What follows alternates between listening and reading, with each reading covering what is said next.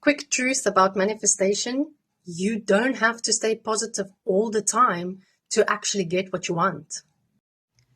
A lot of people think if they have a moment of weakness or an off day or just even a negative thought that they're canceling out their manifestation.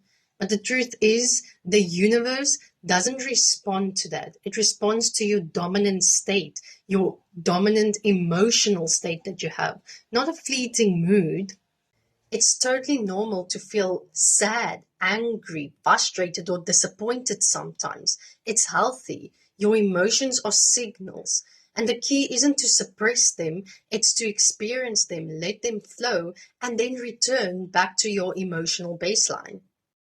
Think of it like this: your emotional baseline is like your vibe, the energy you consistently live from.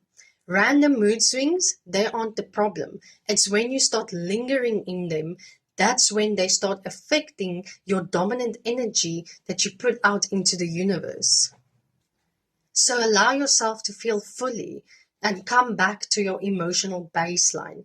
That's when the magic of manifestation really happens, from a calm, aligned, and regulated nervous system, meaning feeling the negative and the positive emotions and returning back to neutral.